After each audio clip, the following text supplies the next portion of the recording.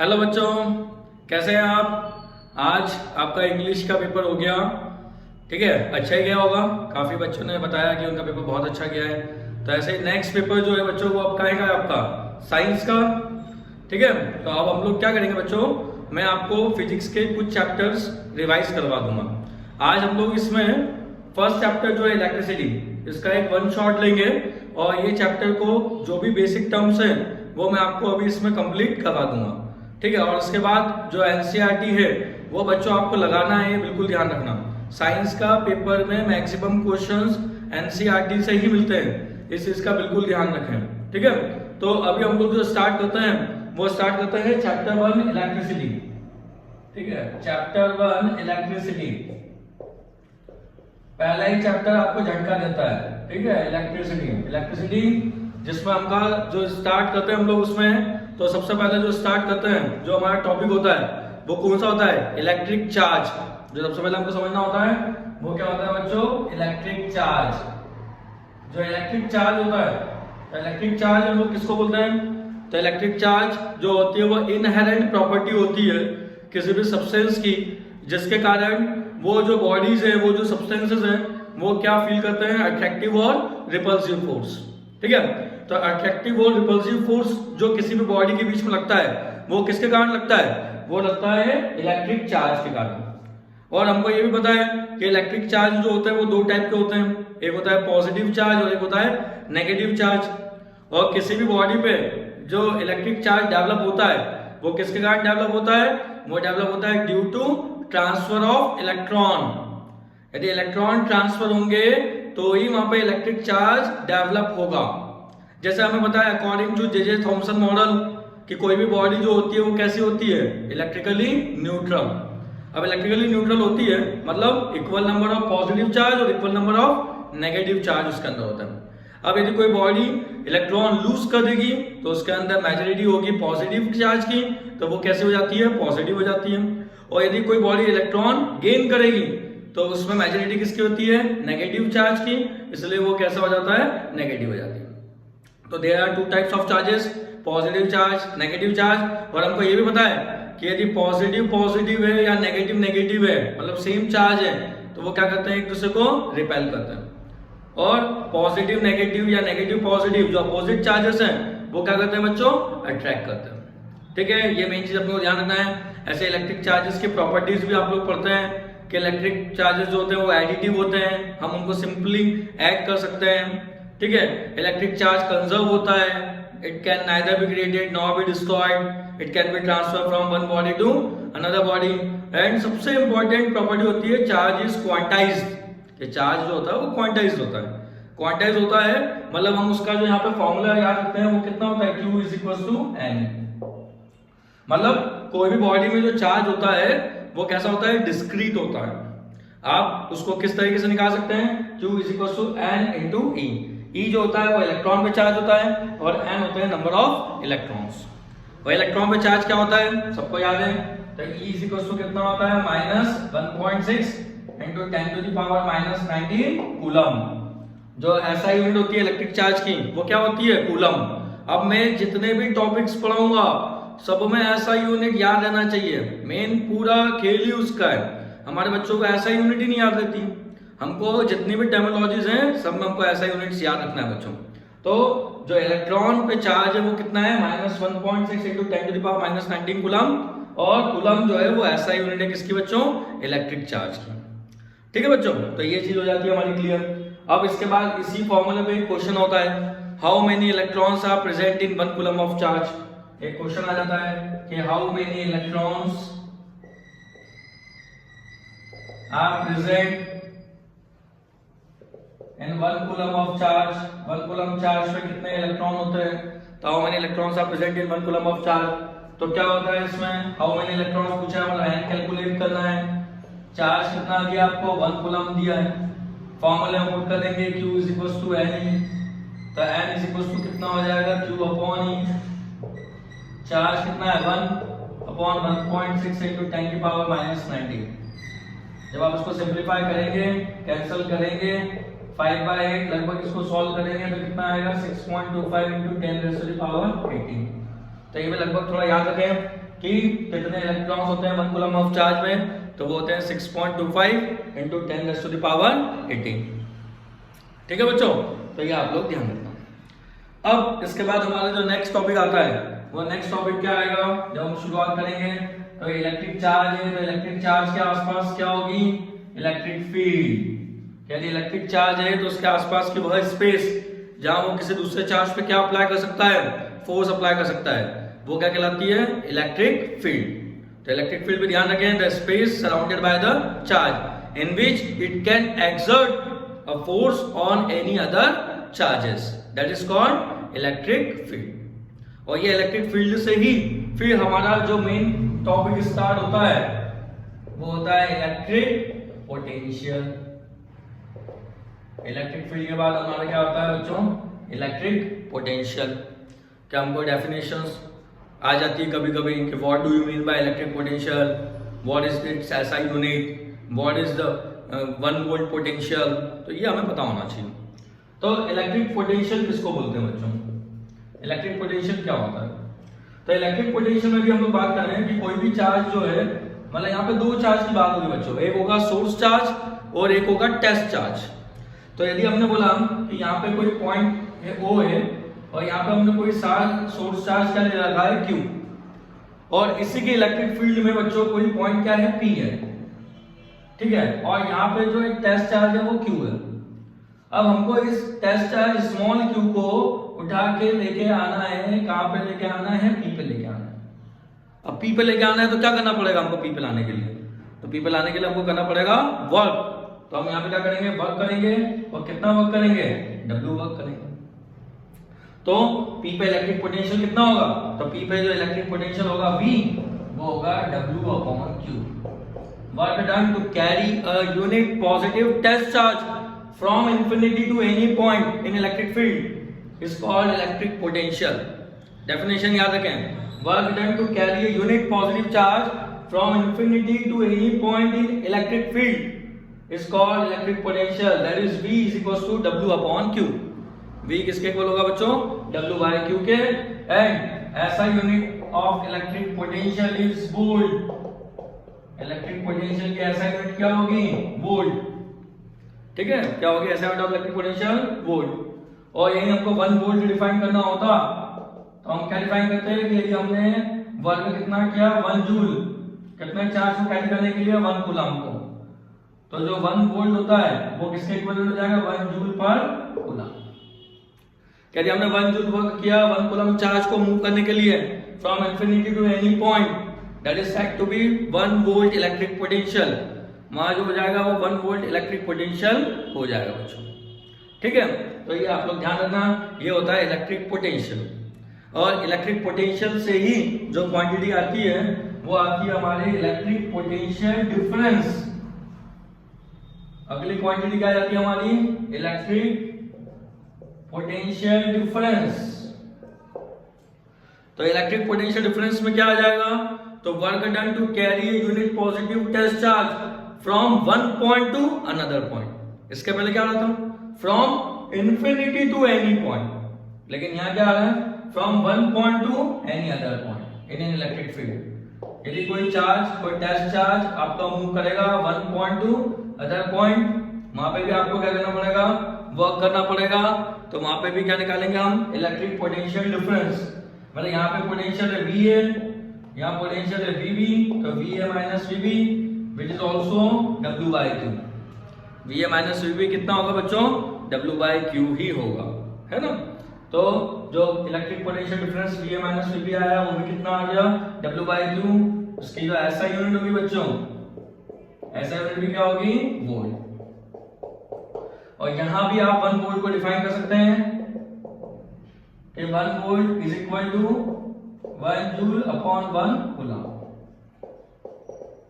यदि आपको किसी भी चार्ज को मूव करने के लिए वर्क कितना करना पड़ रहा है, 1 जूल, और वहां चार्ज कितना है, 1 कूलम, तो 1 coulomb charge 1 point to another point move कर रहे हैं, ठीक है।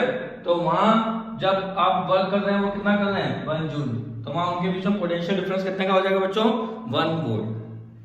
अब एक क्वेश्चन याद रखो कि कोई भी सर्किट में इलेक्ट्रिक पोटेंशियल डिफरेंस मेजर करना है तो वह डिवाइस जिससे हम मेजर करते हैं पोटेंशियल डिफरेंस, वो क्या डिवाइस होता है? Volt meter. क्या बोलते हैं उस डिवाइस को हम लोग बच्चों?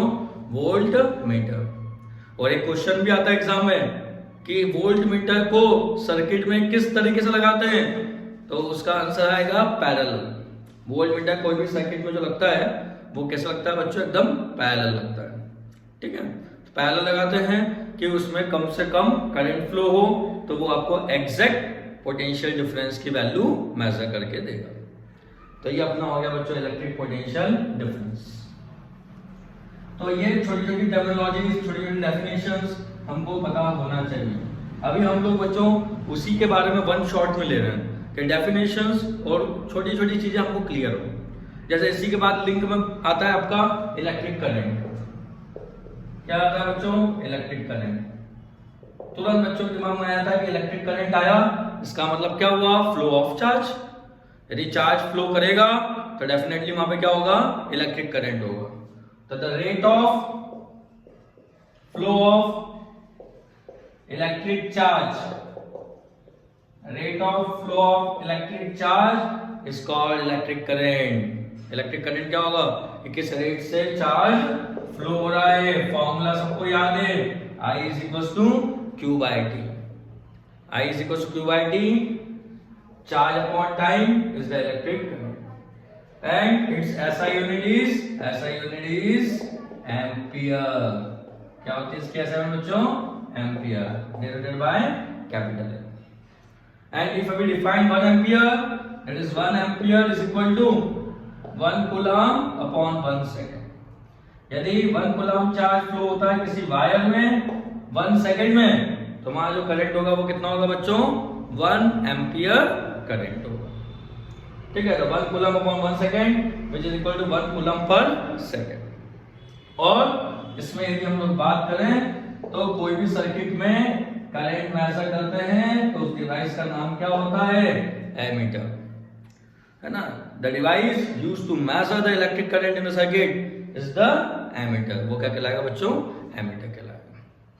ठीक है, और एमीटर जो होता है वो सर्किट में हमेशा कैसे लगाते हैं? सीरीज में लगाते हैं। हमेशा जो भी एमीटर लगेगा वो क्या में लगेगा बच्चों? सीरीज में लगेगा। ठीक है, ताकि डायरेक्ट करंट जो है उसमें से फ्लो हो जाए और वो आपको एग्जैक्ट रीडिंग देगा किसकी? करंट की।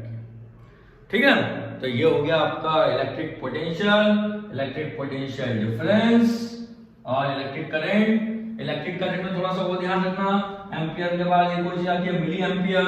तो 1 milli ampere is equals to 10 to the power -3 ampere. 1 micro ampere is equal to 10 to the power -6 ampere. ठीक है, ये भी हमें पता होना चाहिए। अब बच्चों इसके बाद एक टॉपिक आता है आपका इलेक्ट्रिक सर्किट। तो इलेक्ट्रिक सर्किट तो आप लोग एनसीईआरटी बुक में से सारे सर्किट के कंपोनेंट्स अच्छे से ध्यान रखें कि कौन कौन से कंपोनेंट्स हम बनाते हैं। बैटरी, ठीक है, उसके बाद cell, battery, cell, ammeter, voltmeter, rheostat, ये सारे आप लोग जो कंपोनेंट्स हैं ये अच्छे से बना के देख लें, जिसमें एक ना एक आपका इलेक्ट्रिक सर्किट डायग्राम बनाने को आ जाता है। तो सर्किट डायग्राम कोई इतना डिफिकल्ट नहीं है, आप आसानी से बना सकते हैं और यदि आ जाए तो आप उसको बकायदा बना के आए। इसके बाद हम लोग जो सबसे फेमस लॉ है 10th क्लास की वो उठाते हैं, जिसका नाम है ओम्स लॉ। ओम्स लॉ बहुत ही बढ़िया, बहुत ही फेमस 10th क्लास की जैसे ही आती है बच्चों को बड़ी खुशी मिलती है कि ओम्स लॉ, क्योंकि 10th क्लास में कुछ ही चीजें ऐसी हैं जो हमें आगे भी याद रहती है। 10th क्लास में क्या पढ़ा था? बोले ओम्स लॉ पढ़ेगी। तो Ohm's law according two ohm ने क्या किया था? पोटेंशियल डिफरेंस और करंट में रिलेशन दिया था। ठीक है, पोटेंशियल डिफरेंस और करंट में रिलेशन कैसे दिया था? तो वहां कुछ कांस्टेंट चीज रखते हैं हम, क्या? Constant temperature. ये हमें लिखना बहुत जरूरी है, जो हम लोग छोड़ देते हैं बच्चों। At constant temperature potential difference across the ends of wire is directly proportional to current। ये कोई भी वायर है उसके एंड पे जितना पोटेंशियल डिफरेंस होगा वो डायरेक्टली प्रोपोर्शनल किसके होगा बच्चों? करंट के होगा। V is directly proportional to I and V is proportional to I and V is equals to I। ये जब ये प्रोपोर्शनलिटी साइन हटाते हैं तो वहां पे कांस्टेंट लगता है and that constant is the R. तो फॉर्मूला क्या बन गया हमारा v is equal to I R. यहां से i निकल जाएगा तो i is equal to v by r। यहां से r निकल जाएगा तो r is equal to v by i। ये फॉर्मूला आपका बन जाएगा v is equal to I R, i is equal to v by r and r is equal to v by i। ये आप लोगों के फॉर्मूले पे बेस्ड न्यूमेरिकल भी आते हैं। अपने को एग्जांपल मिलेंगे एनसीईआरटी में, लगाना उनको कि जो इन फॉर्मूले पे बेस्ड हो। सिंपल सी वैल्यू दी होगी, हमको फॉर्मूला लगाना है, वैल्यू पुट करना है, आंसर निकालना है। ठीक है, तो ये ओम्स लॉ। इसमें R जो है यहाँ पे वो R क्या था, where R is called resistance of conductor. जहां R क्या कहलाता है, कंडक्टर का रेसिस्टेंस कहलाता है। Where this R is called resistance of conductor. And what do we mean by resistance? The resistance means the property by which conductor opposes the flow of charge. भाई वो property हर किसी conductor की होगी जो क्या करेगा, अपने अंदर से चार्ज को फ्लो होने से रोकेगा, और वो उसका अपोज करना, उसको फ्लो होने से रोकना, वही क्या कहलाता है बच्चों, रेसिस्टेंस कहलाता है। रेसिस्टेंस होता भी क्यों है, क्योंकि कोई भी मेटल है, कोई भी कंडक्टर है, उसके अंदर बहुत सारे इलेक्ट्रॉन्स है बच्चों फ्री, और जब ये इलेक्ट्रॉन्स एक दूसरे से कोलाइड होते हैं तो क्या होता है, फ्लो होने से रुकते हैं। तो वही क्या कहलाता है, रेसिस्टेंस कहलाता है। अब ये ओम्स लॉ ने बताया है, तो रेसिस्टेंस की जो ऐसा यूनिट होती है, ऐसा यूनिट ऑफ रेसिस्टेंस, वो भी क्या होती है बच्चों, ओम। इसको हम ये ओमेगा साइन से बताते हैं। ठीक है, तो ऐसा unit of resistance is also ohm. जो ओम होगी वो रेसिस्टेंस की यूनिट होगी। अब यदि आप 1 ओम को डिफाइन करें तो 1 ohm resistance is equal to क्या होता है, 1 वोल्ट अपॉन 1 एम्पीयर। वो कितना हो जाएगा, 1 वोल्ट पर एम्पीयर।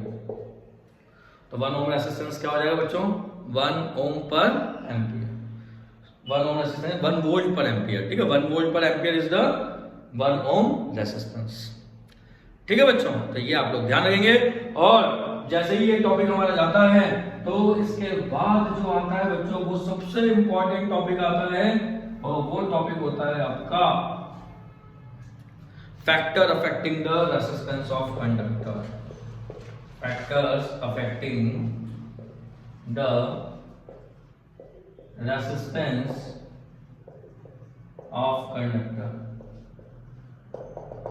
कौन कौन से फैक्टर्स जो हैं वो रेसिस्टेंस को अफेक्ट करते हैं, वेरी वेरी इंपॉर्टेंट। और आप सबको आता भी होगा, और आप सब मेरे साथ बोल भी रहे होंगे कि क्या क्या फैक्टर्स जो हैं वो रेसिस्टेंस को अफेक्ट करेंगे।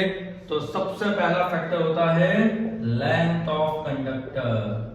कंडक्टर की लेंथ, जितनी ज्यादा कंडक्टर की लेंथ होगी रेसिस्टेंस उतना ही ज्यादा होगा। It mean resistance is directly proportional to length. ठीक है, अब ये इस पे बेस्ड आपको थोड़ा कंसेप्चुअल क्वेश्चंस मिलते हैं कि यदि हम लेंथ ऑफ वायर को हाफ कर दे तो रेसिस्टेंस क्या होगा, लेंथ ऑफ वायर को डबल कर दे तो रेसिस्टेंस क्या होगा। कुछ कांस्टेंट कंडीशंस भी गिवन हो सकती हैं, तो हम लोग ये कंसेप्ट को अप्लाई करेंगे। Second, area of cross section. Area of cross section that is resistance is inversely proportional to area. क्या होगा एरिया ऑफ क्रॉस सेक्शन, तो ये जो है यहाँ पे ये एरिया ऑफ क्रॉस सेक्शन। तब एरिया ऑफ क्रॉस सेक्शन जितना ज्यादा होगा रेसिस्टेंस उतना कम होगा। क्यों, तो इलेक्ट्रॉन आसानी से उस वायर में से निकल जाएंगे। तो जितना ज्यादा एरिया उतना कम रेसिस्टेंस, जितना कम एरिया उतना ज्यादा रेसिस्टेंस। तो वैसे ही आपको एक क्वेश्चन मिलता है कि why thick wire has less resistance than thin wire. तो आप बता सकते हैं कि थिक वायर का एरिया ऑफ क्रॉस सेक्शन ज्यादा है तो उसका रेसिस्टेंस क्या होता है, कम होता है। तो इसीलिए उसको यूज कर सकते हैं। तो ये वाला। तीसरा, resistance proportional to length, resistance inversely proportional to area. जो थर्ड होगा वो डिपेंड करेगा टेम्परेचर पे। अब टेम्परेचर में बच्चों प्योर मेटल के लिए हम लोग 10th क्लास में होता है कि प्योर मेटल में जैसे ही हम लोग टेम्परेचर इंक्रीज करते हैं उसका रेसिस्टेंस भी क्या होता है बच्चों, इंक्रीज होता है। If we increase the temperature then resistance also increases. And then last, nature of material, nature of material पे भी डिपेंड करता है रेसिस्टेंस। जैसे जैसे हम मटेरियल चेंज करेंगे रेसिस्टेंस भी क्या हो जाएगा बच्चों, चेंज हो जाएगा। कॉपर वायर का रेसिस्टेंस अलग होगा, एल्यूमिनियम वायर का रेसिस्टेंस अलग होगा, सिल्वर वायर का रेसिस्टेंस अलग अलग होगा। तो मटेरियल चेंज करने पर रेसिस्टेंस चेंज होता है। ठीक है, तो ये चार चीजें आपको ध्यान रखना है। ये फैक्टर अफेक्टिंग द रेसिस्टेंस आया तो हमको प्रॉपर ये लिख के आना है। और बच्चों इसी से एक और क्वांटिटी जनरेट होती है जिसका नाम है रेसिस्टिविटी। क्या नाम है उसका, रेसिस्टिविटी। तो if we combine this two equation, resistance is proportional to length, resistance is inversely proportional to area. Now combine 1 and 2, then we get resistance proportional to L upon A। और जैसे ही हम ये proportional का sign हटाएंगे तो R is equals to rho L by A। और फिर यहाँ पे एक और वैल्यू आ गई rho, and this rho is called resistivity of conductor. ये रो क्या कहलाएगी बच्चों, यहाँ पे कंडक्टर की रेसिस्टिविटी कहलाएगी। तो यदि हम यहाँ से रो की वैल्यू निकाल रहे हैं तो रो इज इक्वल टू कितना हो जाएगा, R into A by L, and this rho is called resistivity of conductor. और यहाँ पे हम इसके असाइनमेंट निकालेंगे तो क्या निकलेगी, R रेसिस्टेंस की हो गई ओम, एरिया की मीटर स्क्वायर, लेंथ की मीटर, ये कैंसल, तो यहाँ कितना आ गया आपका ओम मीटर। तो असाइनमेंट ऑफ रेसिस्टिविटी जो आई वो कितने आ गई बच्चों, ओम मीटर। अब एक क्वेश्चन और आ गया कभी एग्जाम में कि रेसिस्टिविटी किस पे डिपेंड करती है। तो रेसिस्टिविटी डिपेंड करती है नेचर ऑफ मटेरियल पे और टेम्परेचर पे। It does not depend on length and area of cross section of that material. वो लेंथ और एरिया ऑफ क्रॉस सेक्शन पे डिपेंड नहीं करती बच्चों, ये ध्यान रखेंगे बिल्कुल। तो फिर हमारे बच्चे पूछते हैं सर रेसिस्टेंस और रेसिस्टिविटी में क्या डिफरेंस है। अरे तो भाई अपन ने पढ़ा है रेसिस्टेंस जो है वो लेंथ और एरिया पर डिपेंड करता है। मैंने एक कॉपर का वायर लिया, एक 5 मीटर वायर ले लिया और एक 50 मीटर वायर ले लिया, रेसिस्टेंस चेंज हो गया क्योंकि लेंथ से, लेकिन रेसिस्टिविटी चेंज नहीं होगी बच्चों। और इन टॉपिक्स पे R equal to rho L by A, rho is equal to R A by L, इस पे भी हमारी एनसीईआरटी टेक्स्ट बुक में कुछ न्यूमेरिकल्स बढ़िया से दिए हुए। जैसे ही हम ये चैप्टर कंप्लीट हो जाएगा उसके बाद हम उन न्यूमेरिकल्स को भी डिस्कस करेंगे जो थोड़े इंपॉर्टेंट हैं बच्चों। इस ये वीडियो में थोड़े पार्ट्स बनाऊंगा। अभी एक पार्ट हमारा कंप्लीट हुआ, कहाँ तक, रेसिस्टिविटी तक। अब इसके बाद अगले जो कंसेप्ट आएंगे, अगले जो टॉपिक्स आएंगे वो नेक्स्ट वीडियो में आएगा, जिसमें हम लोग पढ़ेंगे combination of resistances, series combination, parallel combination और हीटिंग इफेक्ट ऑफ करंट, और लास्ट में जूल्स लॉ ऑफ हीटिंग करके ये चैप्टर के कंटेंट टॉपिक सारे हमारे कंप्लीट हो जाएंगे। तो आज हम लोग बच्चों इलेक्ट्रिसिटी कंप्लीट करेंगे, ठीक है। ओके बच्चों, बाकी अगले टॉपिक आपको मिलेंगे नेक्स्ट वीडियो में। ओके बच्चों।